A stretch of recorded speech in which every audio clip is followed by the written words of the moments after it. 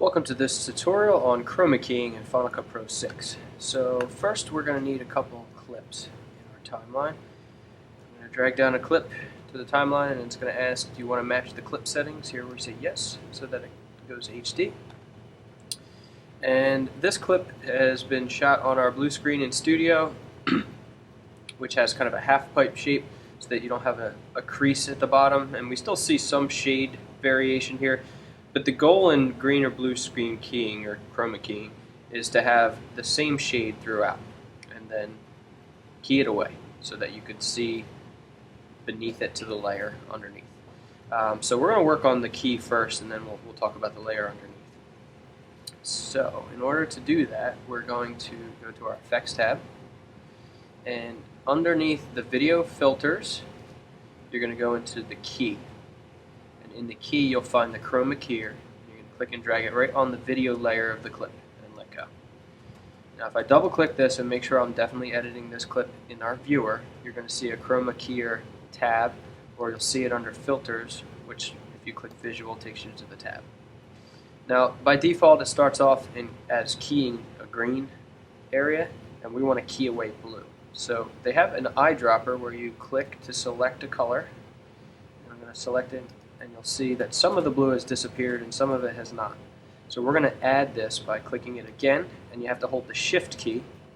And you'll see a little plus come up on the eyedropper, and when you click again, it'll start to take away more. So I could do this a few times and just start to take away most of the blues that I'm seeing on the screen. And once we get it kind of close, maybe one more, I'm going to start moving some of these handles around in order to get more of the blue to go away. So I'm going to start by opening up our color, and it's kind of hard to see with the way I have the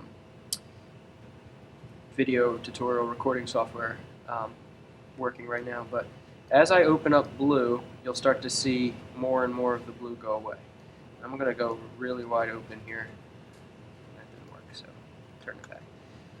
A lot of this is just moving this, letting go, and then seeing what you've done and correcting for it. In the saturation, you're going to grab the right handle and drag it over, and now we're looking pretty good. We just got rid of a whole lot over here. I drag it all the way over, let's see what happens. Not much changed, so I'll drag it back to where we were getting mostly good results. And then the Luma, I'm going to drag this handle out, and now we're doing pretty good. Some of the chair is starting to key away because it's blue, but this is a pretty clean key.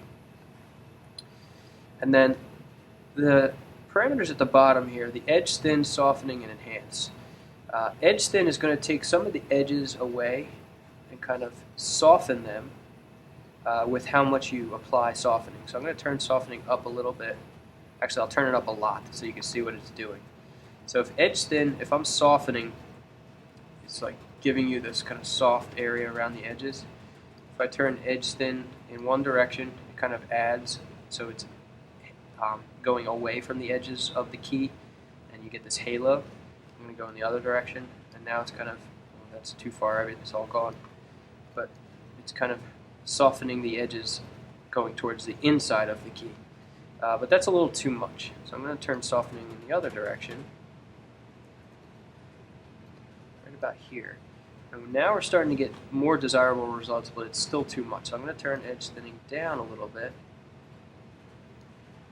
And now it starts to look a little bit more like what we need it to look like.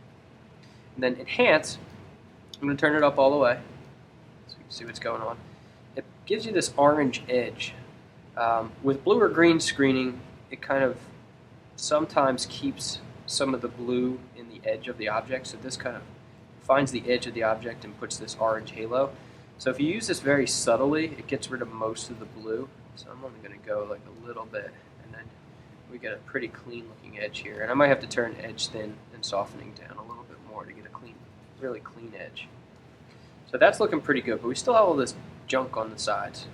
We're going to use cropping left and right to get rid of that. So if I go into the motion tab, down arrow crop, if I turn up the left cropping, you'll see that you have this line here now that has gotten rid of anything on the left. So anything to the left of this is to deleted from the screen, and now we'll do the same on the right side. So now we have an object, or in this case a subject, sitting in a frame with transparency around them. And if we move this layer up one and put plate footage underneath it, so I'm going to grab the other clip and drag it here. So what we're doing is we're putting this image on the plate footage. So you have a keyed away subject on a plate. So I guess it's kind of referring to putting food on a plate. You're putting it on the top layer above the plate footage.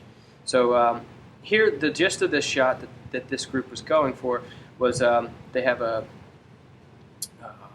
this blanking on the name of the game. What's the name of the game where they ride around on the carts? Mario Kart? Mario Kart? Yeah.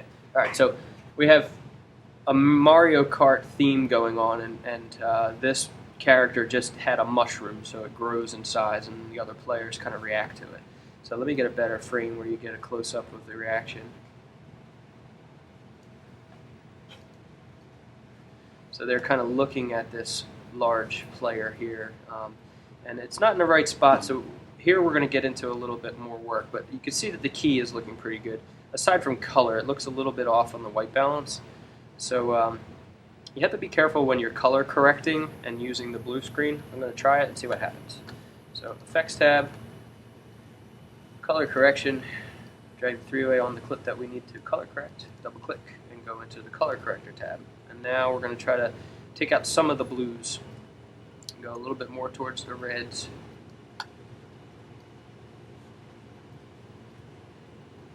Yellow side of the spectrum. So this is starting to match a little bit better, and it's not really affecting our key all that much. So I'm just going to leave it there. And then in the motion tab, where we had done some cropping, I could play with the scale. So if I wanted to make this character larger, you can go up a little bit. Anytime you go over 100% scale, it starts to pixelate though. So if I take this up really bad, we're up at 500% here. You start to really see the pixels and the edges. They don't look so clean. So you don't want to go too much over 100. And then I can also change the center of this if you have Image+wireframe turned on by clicking and dragging this layer. So I can kind of place it on the screen where it needs to be. And one more advanced thing is if you wanted to do some keyframing. So let's say we want this character to move on the screen with keyframes, because if we watch this, it's going to be hard to watch without rendering. But this character is sitting on a chair and kind of wiggling their feet, acting like they're moving. So what I'm going to do is make it look like they actually move from this place to this place, further in the background. And at the same time, when somebody walks away from you, they appear to get smaller in scale. So we're going to do a keyframe for scale and a keyframe for center point to make it move. So I'll start kind of where he starts moving his feet, which is right about here. And once he starts moving his feet, we need to set a keyframe for scale and set a keyframe for center. And then later in time, let's say 5 frames. Or, no, let's drag it later in time and look. Let's say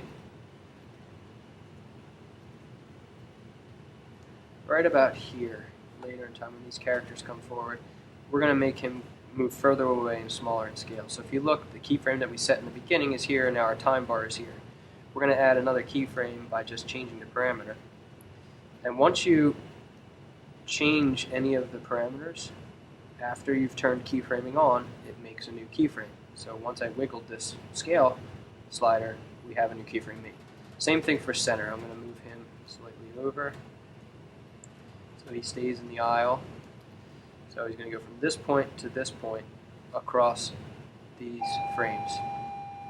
And then the last thing I'll do is render this so we can see what it looks like. Command R is render, and what that's doing is it's writing a frame-by-frame new file in your rendered file folder, which is in your capture scratch. So once this is done, essentially it's exporting a temporary version of this until you make any more changes, and then it'll ask you to render again. But that's stored in your rendered files folder. And once this is done, we can take a look at what we've just achieved with our Chroma Key, which gets rid of the background, and a little bit of keyframing where we're keyframing the center point and moving this clip from one center point to another, and also we've scaled from 100%, or actually it was more like 110%, down later in time to 78%, so it's going to shrink across this graph. So once this is done, okay, now that it's been rendered, you no longer have the red bar across here, and it's got a blue bar that tells you it's real-time rendering. And I'm going to drag it to the top of the clip, and we're going to watch what we've done here.